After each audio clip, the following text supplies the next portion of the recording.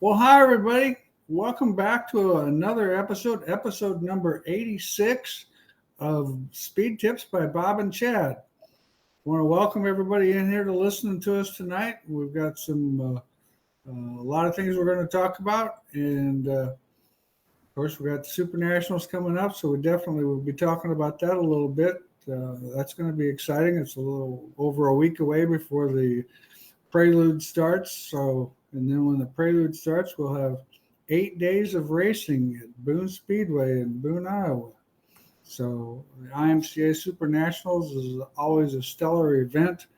Um, it's one of those deals. Like I tell people, I can't explain to you much about it. You gotta see it. You got, if you've not been to the IMCA Supernationals, it's a bucket list thing you've got to do because the way they do that show and how they run that racetrack, it'll be with the prelude now, prelude now, it's going to be 8 days of racing on that track. So they do an amazing job keeping that thing intact, and it's definitely the luck of the draw. The heat races are very important, and of course, depending on which heat race you're in, sometimes the track conditions are a little different because it does fade. They work it every 10 races, and so of course the first race is a little greasy, the last race is a little slick, and so in between there's kind of where you want to be. So what's new and exciting at Weir's Machine? Same thing. We're in massive Supernationals prep for the big weeks, so we're busy working on the trailer, and I know the marketing team's working on all the releases for all the new products. I think they told me today we got six new products that will be releasing to the world there at Supernationals. So it's kind of been our trade show. We don't go to the PRI show anymore. We do just the large trackside events and try to put our focus on getting in front of the people at the racetrack. And obviously, the Supernationals with 1,000 race cars is one of the largest short track race in America. So, what an awesome place! Looks like it's going to be a great week again. So we're excited. We're loading up and looking forward to being there. Yep, it's going to be, the weather looks like it's going to be a little bit on the warm side, but anything is better than rain. So I really don't care if I have to wear a sweatshirt. I can't get much less than a t-shirt, or I'd scare too many people. So, but no, looking forward to it. I had a guy, one of our listeners, email me today. He had a situation. He was talking about his car runs really good for about 8 laps, and it tends to go away where the shock seems to fade, and if they have a restart, the car just goes away. And talking about different things, and he kind of talked about how the right rear tire temperature is about 3 times hotter than the left rear tire temperature, and it's definitely hotter on the inside than it is, of course, on the outside. And so I kind of gave him a little bit of diagnosis, but I kind of wanted to highlight that because, of course, for me to email somebody back with 1,000 words, I kind of got to give them the short version. But my first thing when I looked at that deal, and let me know what you think too, Chad. Of course, you got to make sure you got a turn down on the header. You don't want hot air blowing back on that right rear shock or that right rear tire. That's definitely for sure. The other thing, though, that I thought sounded most suspicious when he talked about how the temperature was substantially warmer on the inside of the tire than the outside tire, that led me to believe that that's kind of a brake situation. And I actually even questioned the fact if maybe the left rear caliper is not working as well and the right rear caliper is overworking, running so hot that that's creating that tire to get that much hotter. Because, I mean, you'd have to really spin that tire a lot and really run it low on air pressure And I just don't know if 8 laps would get it to the point where it's 3 times the heat that it would have if there wasn't some other deal where, if that right rear caliper is the only one doing the work, that's a lot of temperature being poured on the inside of that tire. And of course, I'm quite sure, they're running a bead lock with a foam cover in it. So, it's definitely going to create heat and actually going to create tire heat. But like I told him too, the other thing was the fact that, the tire that's hot, it's the tire that's spinning. It's not grabbing, it's not getting the grip. So it's probably a combination of numerous things. What's your opinion on that situation? Yeah, definitely shock, heat. There's a lot of things you can do there, but if they're, one of the things that I always did every time we came in after a run, we'd analyze everything. That not only would we measure the tire and check the air pressure, we'd also take the heat gun and take tire temps and then also take rotor temps. So that'd be a one quick way to have one of them infrared guns to shoot at the rotors. And if you have one that's 150 and one that's at 400, you got a definite something's wrong there for sure. Something's warped or hanging up, or the pads aren't releasing, or something's wrong there. So definitely, the heat is an issue for sure. Asphalt racing, you get so much more temperature, but even the dirt cars now with the aggressive brakes that we're running, we're building more heat than we've ever built before. So definitely something going on there. And I remember back in the day, when we were running our modifieds, guys even had air scoops off the deck tin going to the right rear tire and the left rear tire to cool them down, when they're running long features. And, it was kind of a monkey see, monkey do thing, whether it was doing much or not. But, they were running aggressive brakes on them.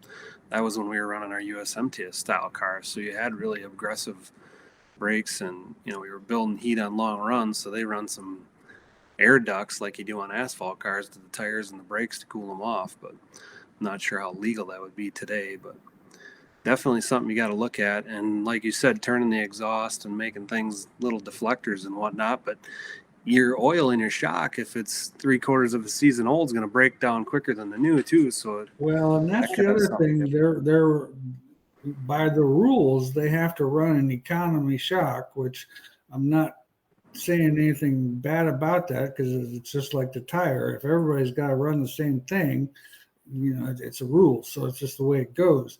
But if you've got other things going on, like a lot of brake heat or a lot of exhaust heat or something like that, that less expensive shock doesn't have. The only way you can build a less expensive shock is have less expensive components in it, and it's not going to take abuse or things like that, like some of the higher end quality products are.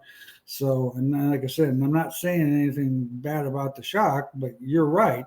If that shock is, if it's a season old already, and then it's had heat on it for I don't know how many nights or whatever, all that stuff's going to break down, and it could cause those problems. The other thought too was, we had a situation where earlier this year we had a customer that had he bought a set of brake pads, and somehow or another, whoever boxed these pads at the factory, one pair of the pads was actually the real light pad, and one pair was a super aggressive pad. So, and he had the super aggressive pad. Luckily, his was on the left rear, but it was a situation where he could never get a good brake balance. Well, when he took them off and then actually reviewed the part number on the pad itself, lo and behold, somehow or another, something got misboxed at the factory. So there's all kinds of those little things. It's hard for a guy to actually say, but those would be things I would kind of think about. But I thought that was a good subject to start with tonight, and see what we got. Adam, Chevelle lower frame measurements. Took mine off tonight, and it measures 5 5/8 inch. Adam, I think you're probably pretty close. I'm thinking that 5 5/8 sounds about right. That's just another number that, for some reason, that's not stuck in my brain today. But 5 5/8 sounds pretty good. I don't think you're in too bad a shape there. Aaron, raising or lowering the frame mount on the rear of an IMCA Sport Mod, what can you expect? Raising and lowering the frame mount. Well, you're going to have when you increase angle like on a trailing arm mount, you're going to get more roll steer. You're going to get more drive out of that corner. And so that's the two things. When you lower it, you're going to take some of the roll steer out of it. And in my opinion, and some people disagree, but in my opinion, you're going to take a little bit of drive out of it because the anti-squat factor, it changes quite a bit and moves that pickup point, or that where everything intersects, closer to the front, and might not give you the traction that you would like to have. So that's kind of what, my suggestion would be, what I would expect. Josh, BHA Sport Mod, high bank 3/8 mile racetrack, fairly fast, but a little tight getting in. Pretty base setup, rear end is square, but the front end just feels a little tight turning in. When I fight that, I feel like it tails the rear off the corner. Any ideas? Thanks again. You got an opinion on that one, Chad? Yeah, you got a free entry then, so if you're just a little bit tight in, it sounds like you're pretty close. So maybe just softening the left front spring, or I don't know, maybe just a little bit more wedge to rotate in the corner. There's a bunch of little things you could do to make it turn just a little bit on entry, soften the right front shock. There's a couple little things that you can do there. Sounds like it's pretty close. You don't need a big change, so I wouldn't take a big swing at it. Yeah, I would definitely. It might be something. The 25-pound softer left front spring might be all you might need just to get that car to turn in and rotate a little better. Or like Chad said, a little bit more left rear bite so that it takes a little bit of side bite out of the right rear. Because more than likely, anytime you have that feeling, the right rear is grabbing more than the right front. And so you got to just kind of free it up a little bit, take a little bit of that side bite off that right rear. Tim, what's your recommendations for spring in a US Series stock car? What spring heights used in the rear? Good place to start. It kind of depends. There's all kinds of guys trying all kinds of different stuff, but a good basic setup, 1100 left front and a 900 right front. Right rear, I'd probably be in that. I would have a 16-inch 150, maybe a 175. The 125 in that heavy a car, in my opinion, is a little iffy. I think it can make the car a little bit inconsistent. I just think you need more spring in those cars because we don't have, we don't have the trailing arm angle as much as like a modified would have to keep the car up without having the spring to help do it. Right rear, 2.25, 250, depending on, the driver preference. That's pretty much a basic. That's a good starting spot, and you can kind of adjust it from there. Chris, hey, Chad, option A, we've talked about the other day, helped entry. Thanks again for your input. Oh, that's awesome. Glad we could help, Chris. Cole, when cleaning the Torrington bearing and re-greasing them, what kind of grease are you guys using and how much is optimal? Well, it kind of depends on what you want and what you're using. I mean, I like a thicker one to be more of a dirt barrier. Some guys are just using their same synthetic wheel bearing grease. Some guys are using the Molly spray lube from Schaefer's, and so I mean, I think any kind of lubrication on there is good, just as long as you're doing the maintenance and keeping them clean and not letting them go and get rusty, and letting the water sit in there. So always make sure that you're running the Torrington bearings on the top. I had that question come up again today. A guy was going to put them in the bottom, and I said it's got to go in the top just for cleaning purposes. And that's key, is to keeping that stuff clean so it works and the bearings work so that they're actually doing what they're intended to do.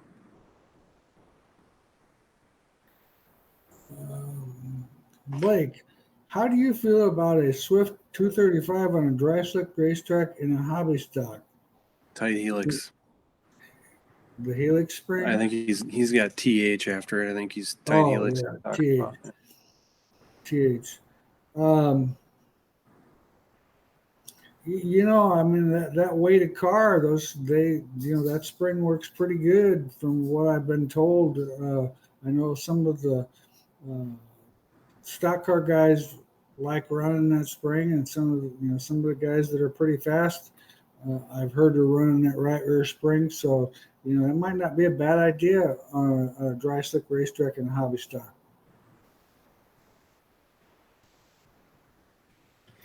Team 77. What kind of opinion angle should an IMCA stock car have, and what's your method of measuring it? Well, the pinion angle that I'd recommend on a stock car is probably right around 7 degrees. There's the thing that you would think that it's kind of a solid type suspension, so that you wouldn't need a lot of pinion angle, but there's a lot of steer in that suspension. And when you get all that steer in there, then that rear end's moving around, creating the need for pinion angle. Where I would measure it is I would try to measure it on the yoke of the drive shaft, or on the flat side of the rear end itself. Any place that's actually a flat spot on the pinion would be where I would recommend doing it, or on the pumpkin, Team 77, I would also like to know ballpark angles on rear control arms at ride height of an IMCA stock car. You guys do a good job with this page. I can't wait to Monday to learn all the knowledge. Thank you for all you guys do. Well, we appreciate that. We have a good time with it. We look forward to it. I look forward to talking with you guys. We always enjoy it. It's a lot of fun. Keeps me thinking. That way I get these questions and I have to think now. Let's think about this. But to your actual question, if I could run 25 degrees of angle in that left lower, that would be pretty cool. You're probably only going to be able to get about 20, but 25 would be pretty good. The right rear just depends on what the racetrack condition is. I would be anywhere from 5 to 10 degrees. Slicker type racetrack, that 5 degrees. Heavier type racetrack, that 10 degrees.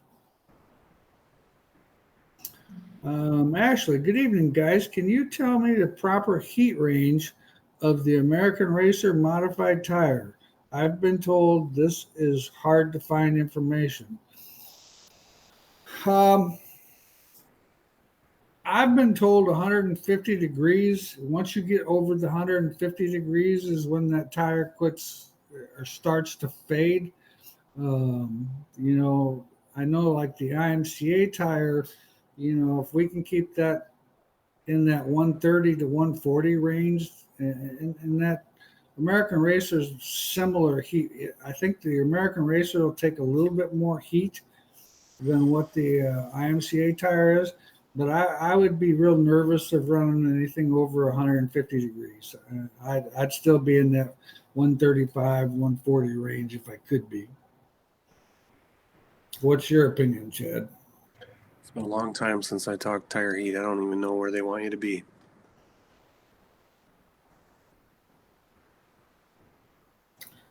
The lower Adam asked about is bent. A new one is 5 1/4. Oh, well, thanks, Chris. I appreciate that.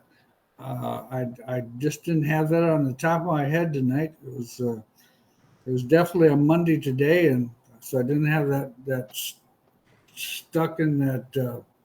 That particular chip wasn't working in the brain cell here tonight. 5 1/4, 5 5/8. Yeah, definitely. Yeah, like that would be definitely bent. Thanks for bringing that to our attention, Chris. I appreciate that. Justin, see you guys next week. Yeah, we're looking forward to seeing all you guys next week. It's going to be a lot of fun. We're going to, like I said, we'll have 8 days to spend and see people, and so I'm looking forward to that. Looking forward to getting to know some of the people that listen to the show and see some of our customers that we haven't, you don't only get to see once a year, and so it's always an exciting time. Like I said, the only thing about the Supernationals that I dislike is the fact if it rains. That just the weather, Mother Nature's got to be graceful on us. I'll take 95 degrees and bitch about sweating rather than rain. Mark, I have a soft brake pedal, even though I bleed the master cylinder and caliper with a good vacuum bleeder. Can I put a check valve in it? I don't recommend check valves. And I don't know enough. I don't know enough about that check valve to really say, but I've never run them. It just doesn't seem like you need them. I would be willing to bet that you've got a master cylinder that's going bad.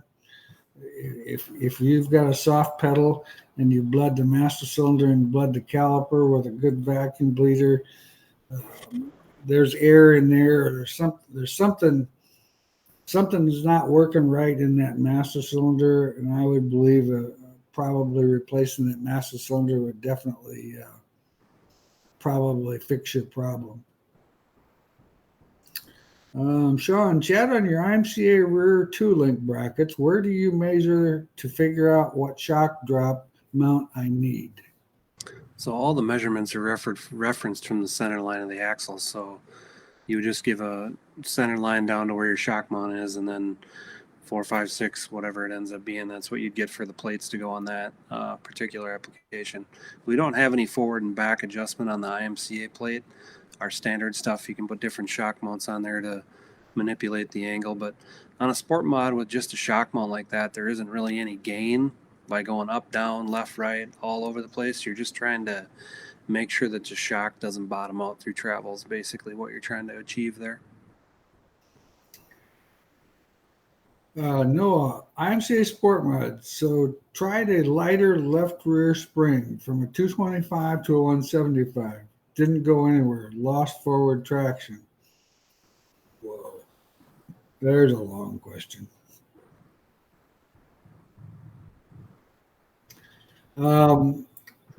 More than likely, we probably needed to put a little more preload on it. And it's, and some guys aren't a fan of that soft spring. You really have to, the key to the soft spring is you got to put quite a bit of preload in it to get the car to hike up so that your actual traction isn't necessarily coming from the spring. It's actually coming from the trailing arm. So that trailing arm is running about 45 degrees of angle when you're on the throttle.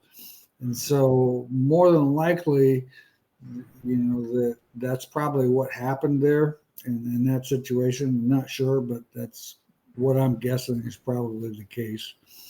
Because I know there's guys running 100-pound springs, 125-pound springs. I don't think they're as consistent. I'm more in the 150, 175-pound range.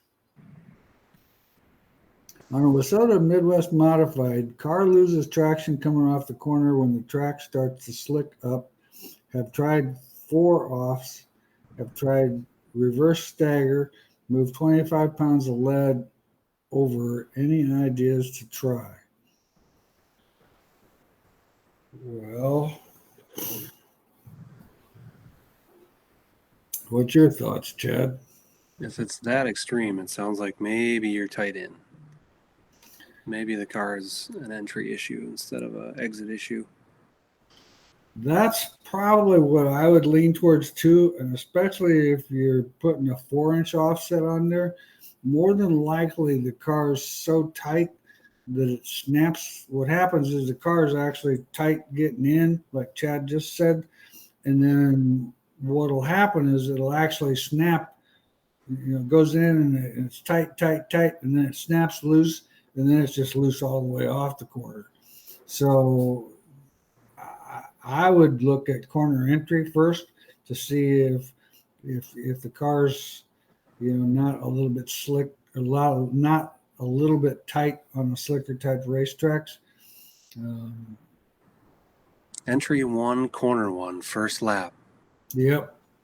Because if you have a problem on the first lap, generally if you've got enough experience and the car pushes on that first lap, you're going to do something different.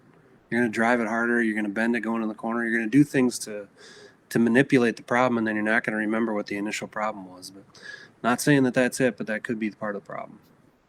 Yeah, that would be where I would look. Is it loses traction coming off the corner would lead me to believe that there's a good possibility, and especially if you've tried the 4-offs, and reverse stagger would really make it tight getting into the corner. So I would think everything you've tried, I would think would make the car snug on the corner entry, which in turn, like I said, it'll just snap loose on you to the point where it breaks traction and then it can't ever get it back.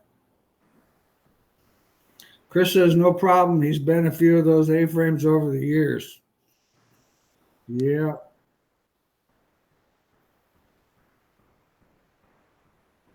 Good question. We've studied some. While the functional travel of that spring is well above what you're seeing, the compression load and relatively coil spacing, what are you feeling more in the right rear weight increase? With the added spring mass being heavier coiled spring, its impact it will impact the shock and add more right rear load. This setup works well when the racetrack has a lot of grip, but can pose challenges as the racetrack changes and goes slick, which we often see is the dry summers. There's always a time and a place for a few different spring rates per corner, especially if you're traveling to multiple racetracks. Yeah, that's a good point, Justin. You definitely got some good points there. Appreciate your input on that.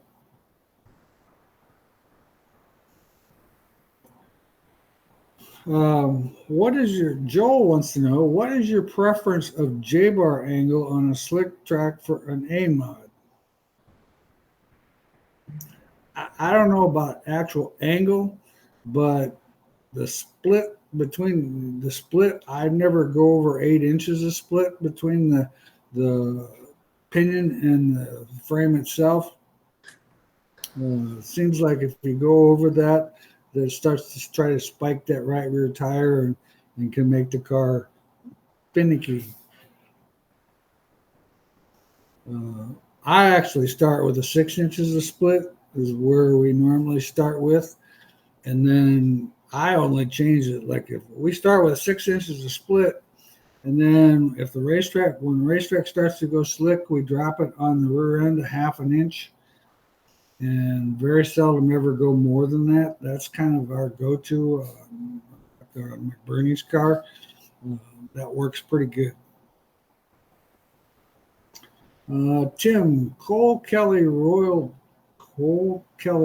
Chain Lube is the best. That's good to know. Grease just collects a lot of dust and dirt. Yep, I can't disagree with that. Steve's watching. Well, that's awesome. I'm glad you're watching, Steve. See, Sean, would you go to a 550 right front spring to a 600-pound spring to free the car up on corner entry? Actually, Sean, I would probably soften the left front. Anymore in today's world, that 600, that's just not a number we see being used an awful lot. Usually what we do is we've got a 500 right front, and then if we need the car to turn or go in more, we'll go to a 450 or a 475 left front and go from that. If you're going with a 550, I'd probably try to go to a 500 left front. I don't know what your left front actually is now, but I wouldn't recommend the 600. I think it's going to make it too stiff and load the tire too much and could possibly break traction on the tire. Frame bottoms out pretty hard with an 8-inch frame, right front frame height.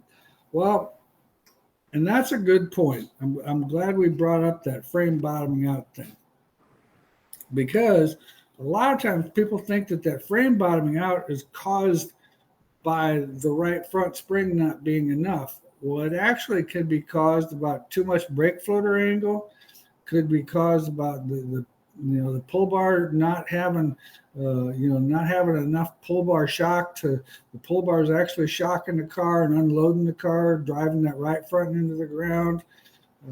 What other things can you think of, Chad? Direction of the pull bar pointed to the right front tire, same thing. Yep. Yeah, definitely. Also the anti-dive also would be something to look at, but it's a touchy situation. Getting the right front balanced properly without having to do some weird crutch is key to rotation, in my opinion. That's the right front gets there first, and you got to make sure that's working good first. Yeah, my experience is like if you go from a 550 and have to go to a 600 with the frame, especially with 8 inches of clearance, there's another issue that's causing the problem, and you're gonna bottom out that 600 probably as well as you would that 550.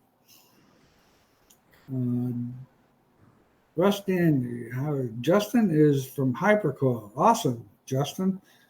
I appreciate that. You all should have him on once a 1 week. That's a good idea. We'll have to do that. I never thought about that, but that's a great idea. Yeah, Justin's a great guy. He's got a lot of knowledge. He works for Hypercoils, one of the best springs in the industry. So if you are going to Supernationals, he'll be there, and it's definitely worth your time to find him and pick his brain about different things. Awesome. Drew, when putting lead so that makes sense why we'd have a long post from Justin. He's one of those smart guys. He engineered it up there. There we go. Yeah, all right. I was a little bit confused if I was going to be able to read all that stuff. I'm like, holy moly. Drew, when putting lead or trail in a stock, do you recommend doing it off the right rear or left rear? As you move the left rear back or move the right rear forward? What I've always been concerned about is the fact that 170 or that drive shaft measurement. I don't know if on a stock car, if you guys actually have, like on a modified, we've got a 72-inch measurement from the motor plate to the rear end, which regulates where the motor can actually be in these cars.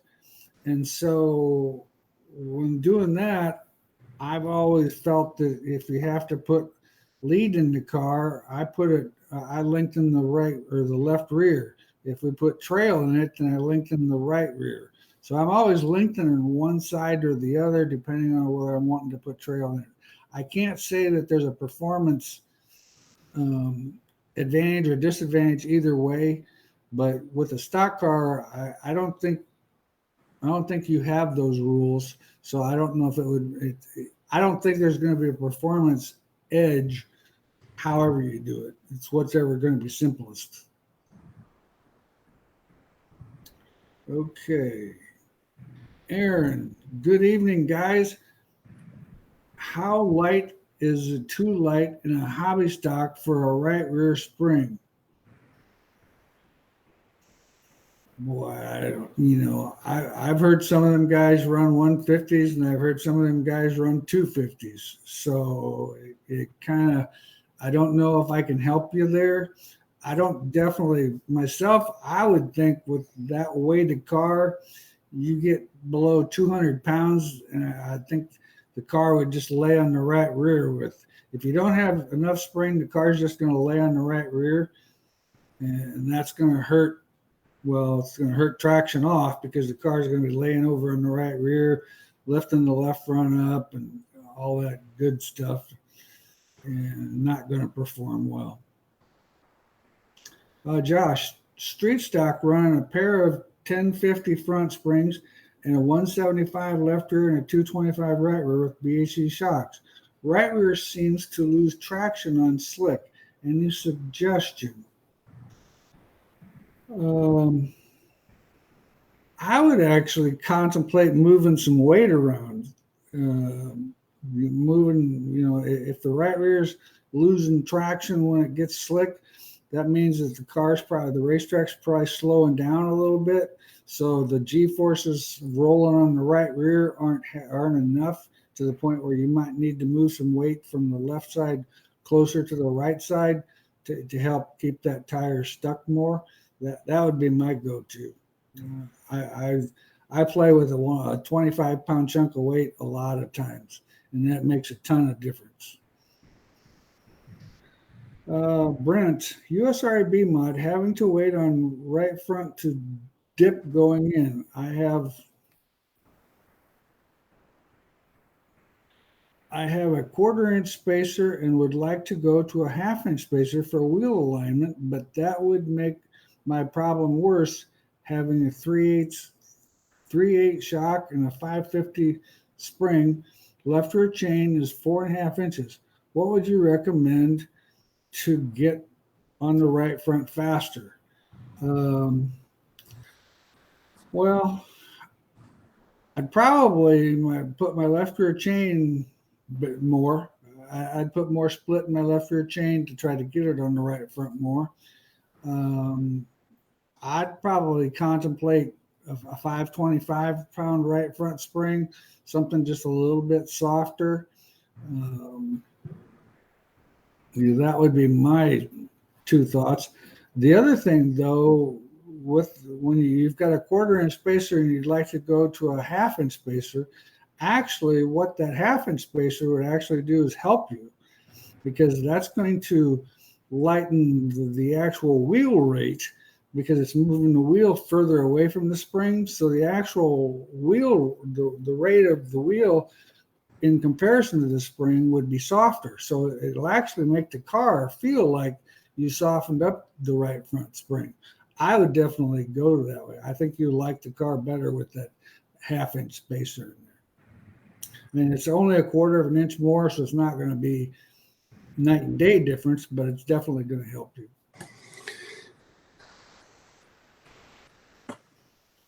Ron, is running a short right front upper ball joint an advantage to a long one on a limited? Well,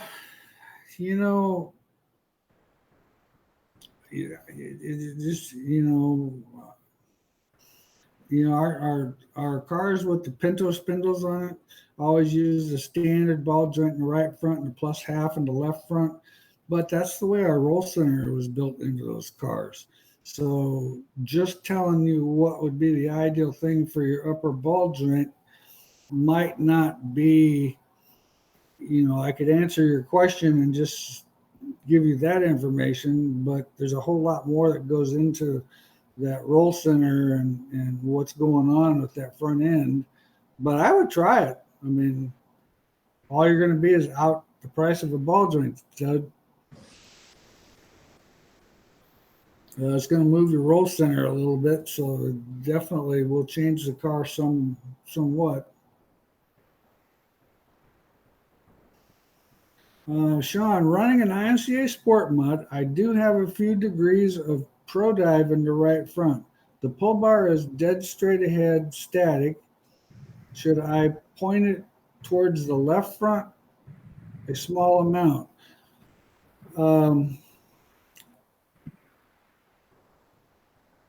That was the guy with the guy with the Yeah, frame bottom and all. Yeah. right, So you can only manipulate that within an inch, right? right. Yeah. Yeah. So definitely moving the front to the left on D cell will take load off the right front. Yeah, because when the car goes through its roll, that point moves to the right anyway.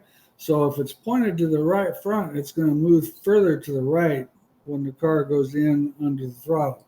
If you start to the left, it'll move to the center, and that's kind of the way the GRT. That's the way our cars are. We actually point them to the left because when the car's in dynamic, we're straight ahead.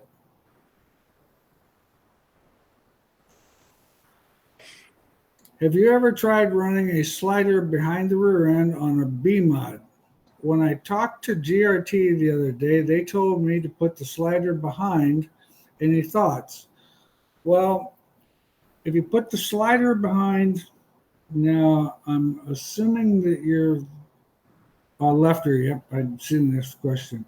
The slider behind on the left rear, yeah, I definitely would. It's I like running the spring and slider behind on the left rear and in front on the right rear. On a B mod, I think that would definitely be an advantage. You're going to want to run a little stiffer compression shock with that setup by putting the shock in the front. But that combination, I think, would work very well. Wes, on a stock car, how are you guys getting the left front tire come forward so far? When it comes forward, does it create dive?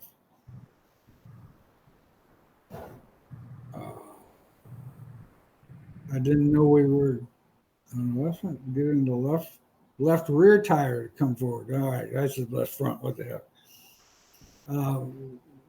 What it does, it definitely creates drive. And what happens is we're running more angle on the left trailing arm than we are on the right trailing arm. Like I said, probably, I know it's at least 20 degrees, it's somewhere between 20 and 25 degrees of angle statically. So that when you're all hiked up and in dynamic mode, it's probably got 35 degrees of angle in it, which drives that right or that left rear tire forward, which in turn puts more traction in it, puts more steer, so the car rotates better through the middle of the corner and just keeps driving the car all the way around.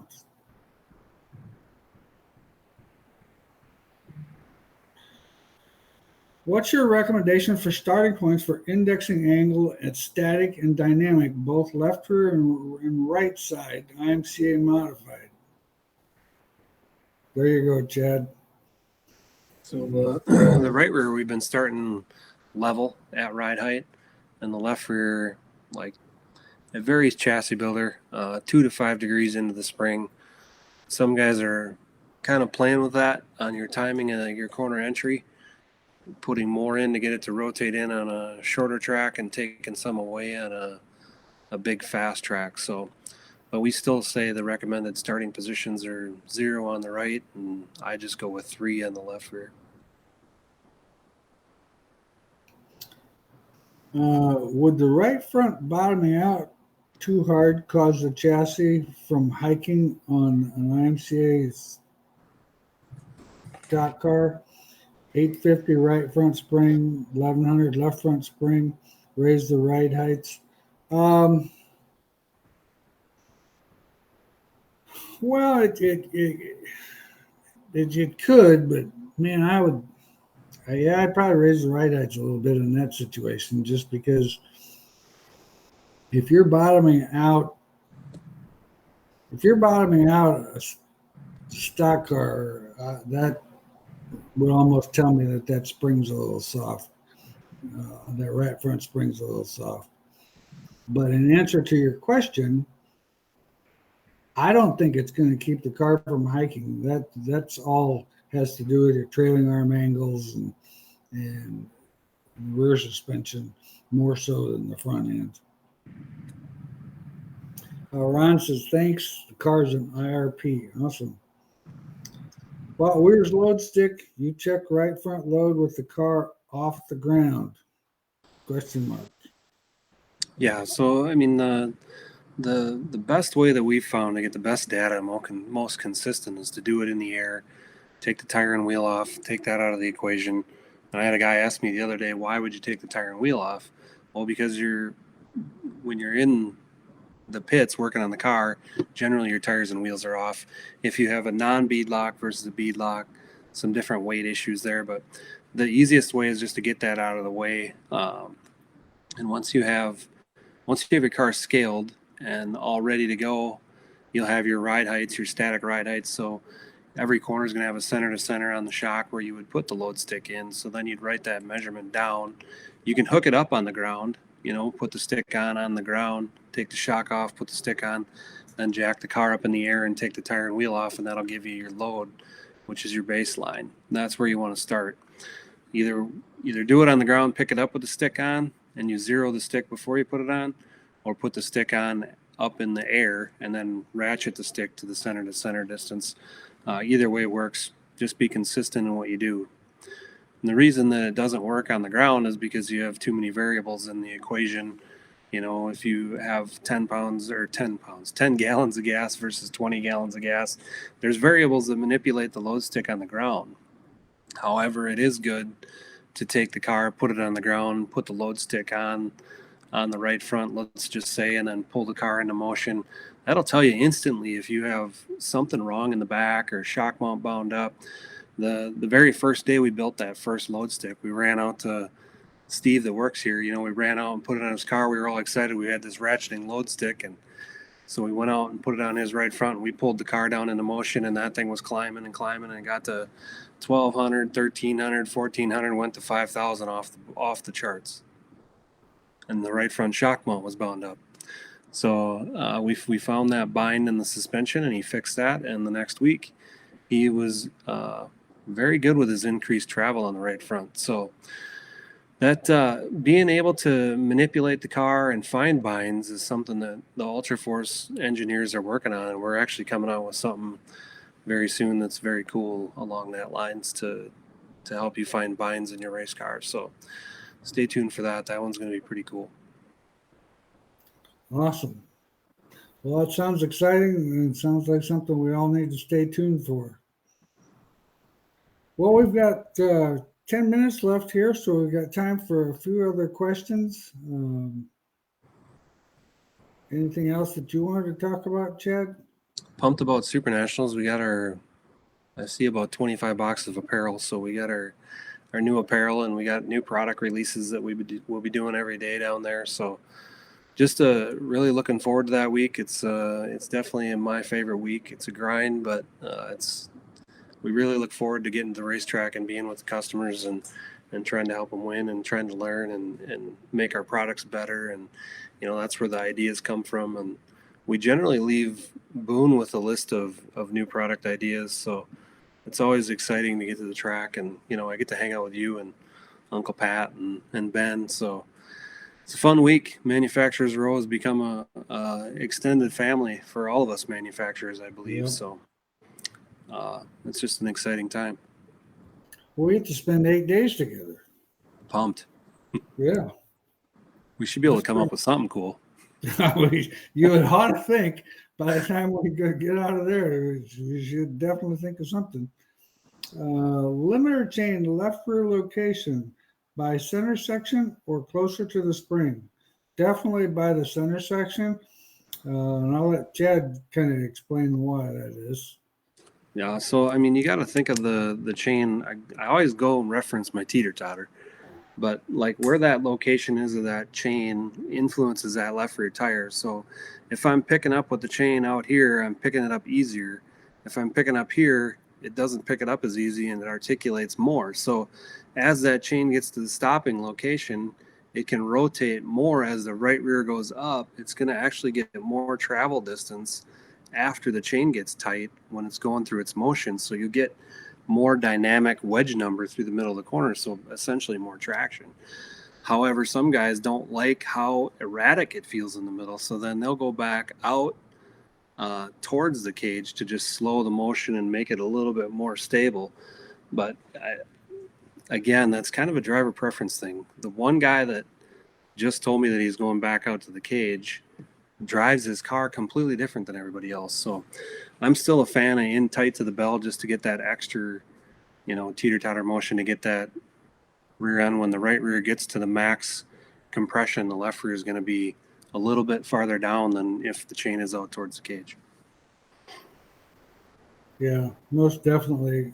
I like it in closer to the bell. I think it doesn't disrupt the left rear traction, and it restricts it, but it doesn't, I shouldn't say restrict it. It has some restriction to it, but it's not so severe as when you're out there closer to the tire. It's just my opinion.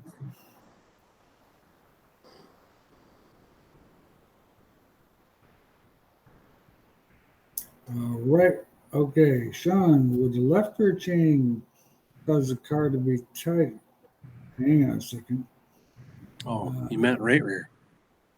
Okay, so would the right rear chain being too tight cause the car to be tighter? Yeah, definitely would. If you have the right rear chain too tight, it's definitely going to cause the car to be tight.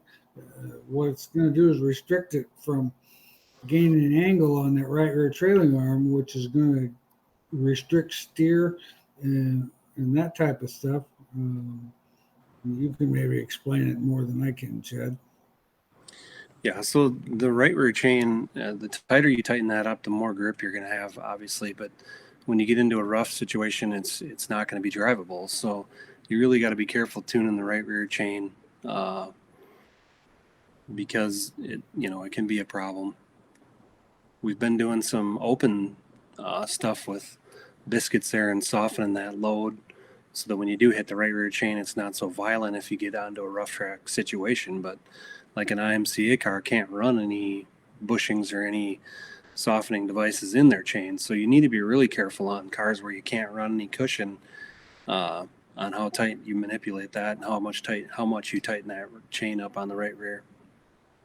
Yeah, and I actually set my right rear chain to the point where my right rear spring is just touching. It has maybe 10 pounds of load on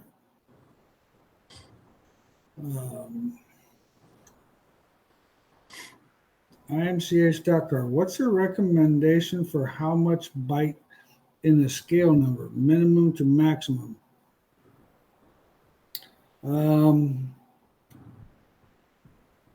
My recommendation is probably that 150 mark. That seems to be a pretty decent mark. I don't know, anywhere from 125 to 150 seems to be a pretty good mark. I don't know. If you get over 150, it seems like the cars get a little too free getting in, and especially when the racetrack gets drier, they lose side bite easily because you got so much left rear bite that the car doesn't get on the right rear as well. So I kind of stay right in that 125 to 150 range. Jeffrey, so how do you load the light spring? Basically, what I actually do is set the car up, scale it, and then depends on how much you need to, but put a half inch of load so that there's load in that spring. But that's where you got to go softer. I think that 175 is probably still not soft enough to do that light spring preload thing. I think you might need to be in that 150 range where you can preload that spring at least an inch. So if the chain mount is by the bell, you probably should set the chain drop at dynamic? Well, the chain references are always going to be at dynamic numbers, and I don't know how many times you've heard it, Bob, but we hear a lot of times like, "Oh, I went out on the racetrack and I over-indexed my cage." Well, that's because you obviously the suspension is going to travel more when you're in dynamic on the racetrack. So you always got to look at things in the shop, like you say, when you set that chain dynamically, and then when you're up on stands, you need to be putting the right rear up in the wheel well to your max travel of your right rear to look at that left rear, how much farther it's going. So definitely you always got to pay attention to your dynamic travels and making sure that everything is going to go through without topping a shock out or something like that, or over indexing the cage or over indexing the brake floater. So definitely need to keep an eye on that stuff, and you're always looking at the dynamic. Okay, Alex, 2017 GRT B mod. When loading a right rear spring on a slider, 225 on spring, how much load are you actually looking for? And is there a center to center measurement or right height number that you use for the right rear? We use that 12 7/8 right rear measurement from the bottom of the frame to the top of the axle housing. And then, depending on the chain, we actually don't load that right rear spring. We on our B mod, we set that spring, like I said, I set the chain so that spring is just barely loaded, like 10 pounds when it's off the spring. But as far as putting any additional load on that slider, we do not put any additional load. And I don't have a center to center measurement to actually help you with that. Couldn't tell you that. I just know that right height number on that right rear is 12 7/8.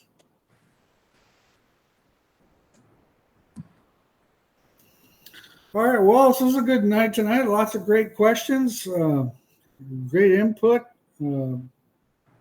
Appreciate all the comments and everybody adding to it. We had a great night. Some suggestions on getting some people to come on board with us on one of these shows, which is a great idea because I'm always thinking about that.